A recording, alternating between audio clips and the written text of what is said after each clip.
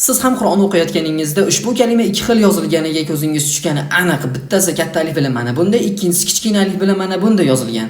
Nima uchun bunda yozilgan deb o'ylaysiz? Shunchaki bu mushafga sig'dirish uchun yoki xattotlar chiroyli ko'rsatish uchun yozib ketgan deb o'ylaysizmi? Yo'q, unday emas. Buni tagida juda ham ko'p sirlar bor. Videoni oxirigacha ko'rib turing. Bu sirlardan bir tomchisini hozir men sizga yoritib beraman. Bu kalimaning ma'nosi qo'l cho'zish, qo'l urish degan ma'noni anglatadi. Ra'd surasining 14-oyatida Alloh taolodan o'zga duo qiluvchilar go'yoki ikki kaftini suvga uzatib, suv ularning og'ziga yetishini kutgan odamlarga o'xshashini keltiradi. Mana shu joyda basit kalimasi, aynan mana shu kalima kichkina alif bilan yoziladi. Chunki bu yerda qo'l uzatgani bilan suv og'ziga yetmaydi. Ya'ni har qancha harakat qilsin, bu ishda hech qanday samara yo'qligini ifodalaydi.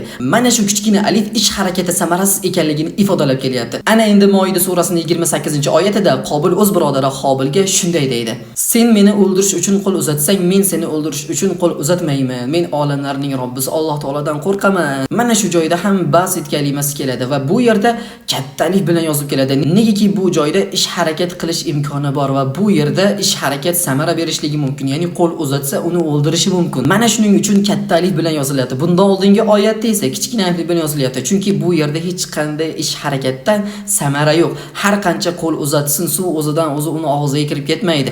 Va shuningdek har qancha Alloh taolodan o'zgaga duo qilsin, budlarga sig'insin, boshqa qilsin, ularning duosi hech qachon qabul bo'lmaydi. Chunki duoni ijobat qiluvchi zot yagona Alloh taolodir. Va mana shu ikki oyatdagi birgina alif ish harakati samarali yoki samarasiz bo'lishligini ifodalab kelyapti. Mana shunday videolar sizga qiziq bo'ladigan bo'lsa, menga obuna bo'lib qo'ying, bu videoga like bosib, do'stlaringizga tarqatib qo'ying.